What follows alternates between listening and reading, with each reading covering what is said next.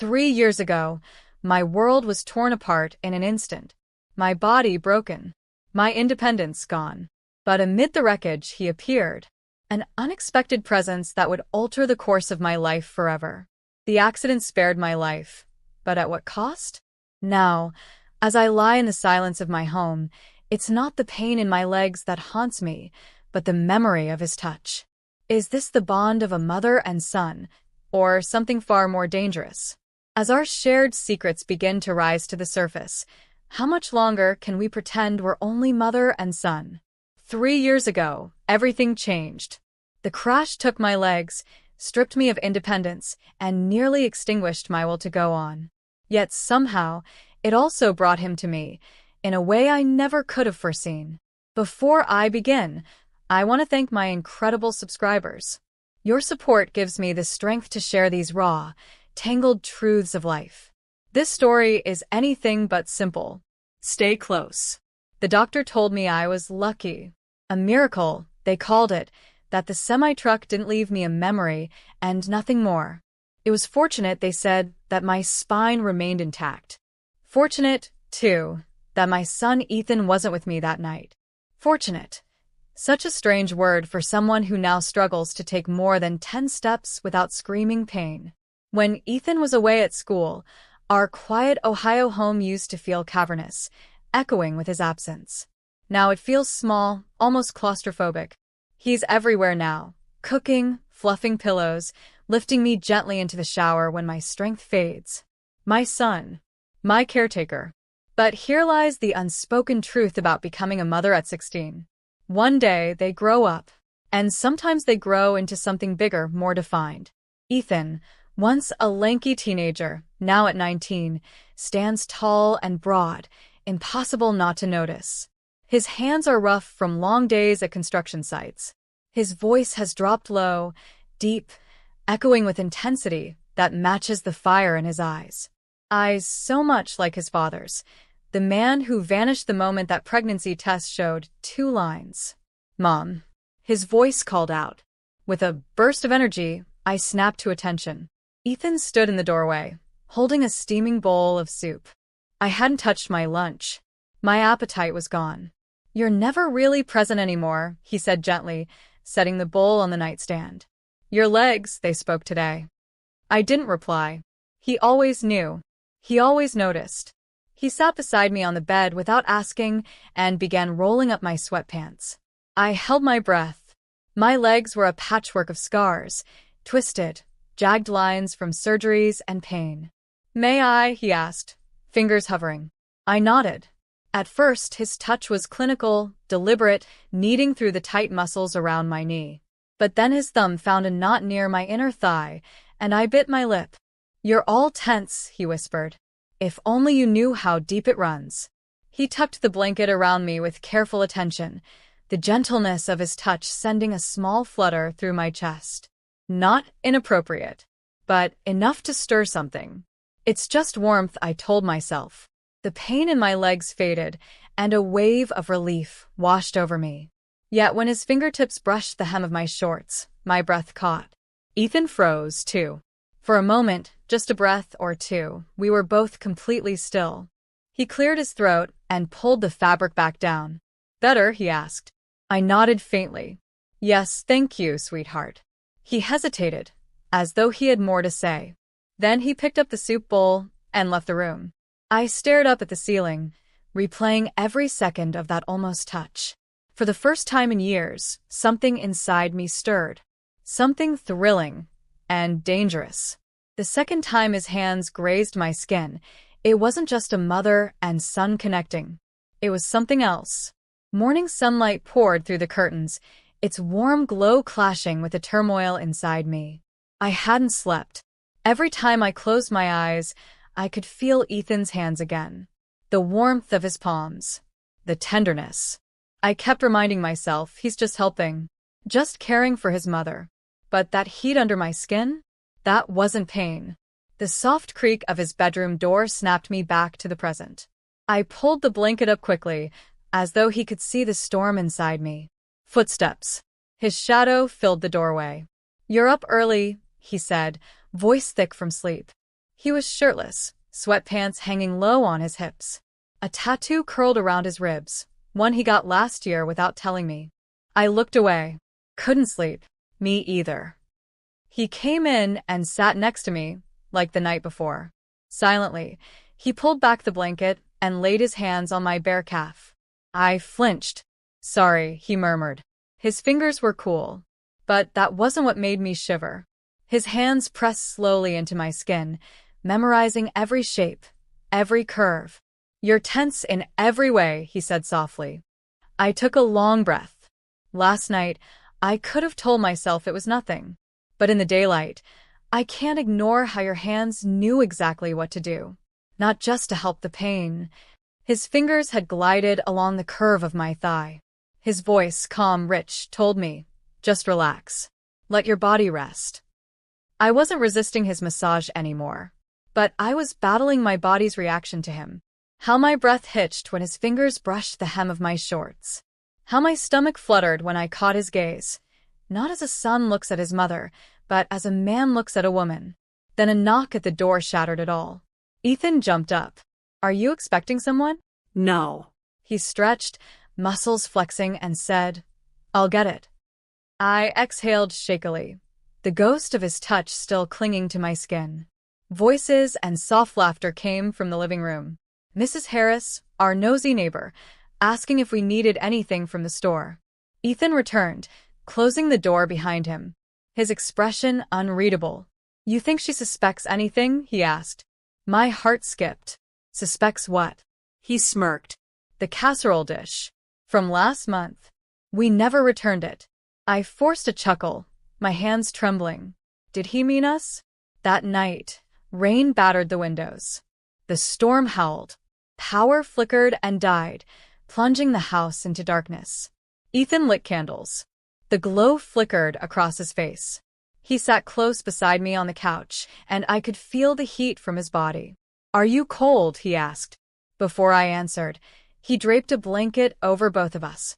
Our legs touched beneath the fabric, and neither of us moved away. Outside, wind clawed at the roof. Inside, his hand found mine. Not by accident. Not briefly. He intertwined our fingers, firm, deliberate. Looking back, I should have pulled away. But I didn't. In that candlelight, his eyes were like shadows, searching, questioning, asking without words. Then the power returned. The lights snapped on. We flinched apart. But the current between us didn't vanish. It stayed. A single kiss. That was all. But in that kiss, we changed. We broke and became something else. For the next 3 days, we moved like strangers under the same roof, careful, quiet, starving for something unspoken. His gaze lingered when I spoke. His hands hovered longer than necessary when he helped me stand.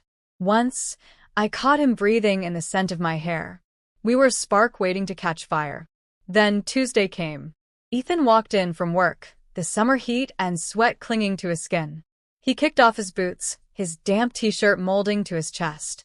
You okay? He asked, eyes on my stiff body slouched on the couch. Just sore. I smiled faintly. It was the kind of day that stretches forever, wrapped in silence.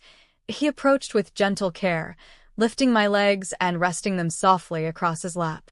My breath caught as his fingers pressed into my calf. You're doing so much, he whispered, barely audible.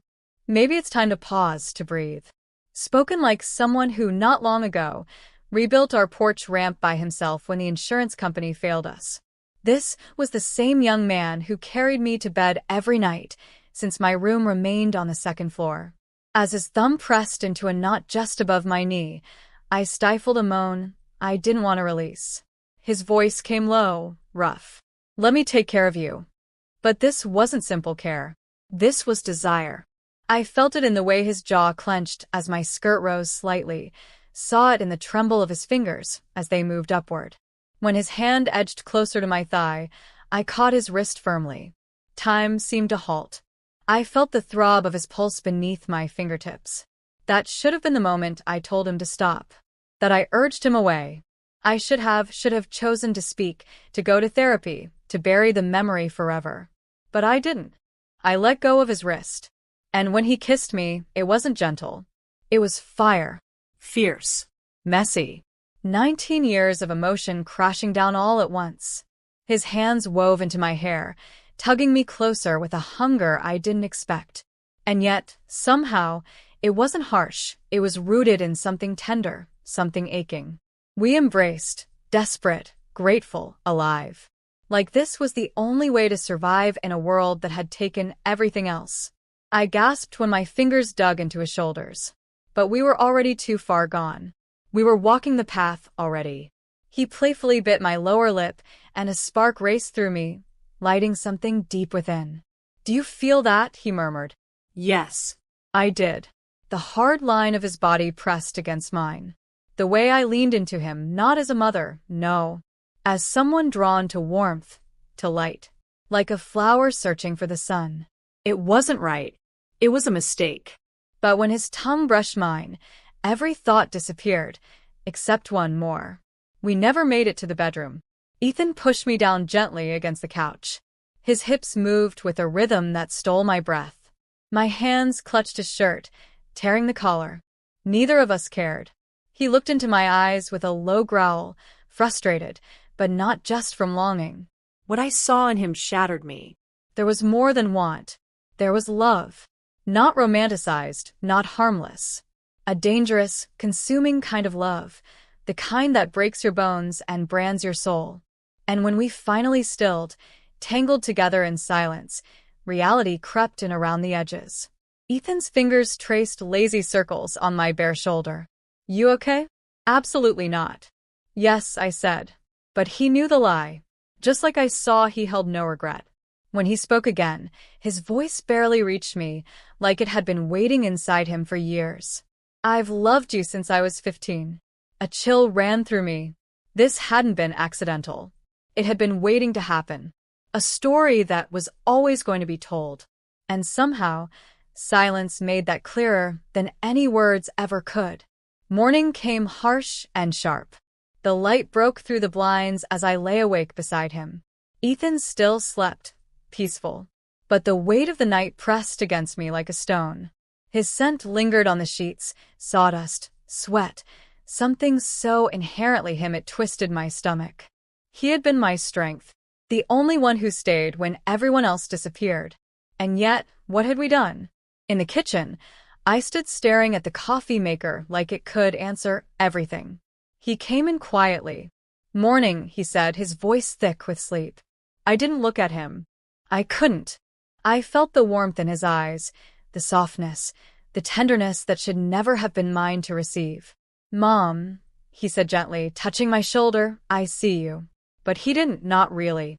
I jerked away, startled. The pain in his eyes hit harder than anything else could have. From then on, we orbited each other like two drifting moons, near, but never quite touching. He tried to catch my eye, brushed his fingers against mine when handing me a cup.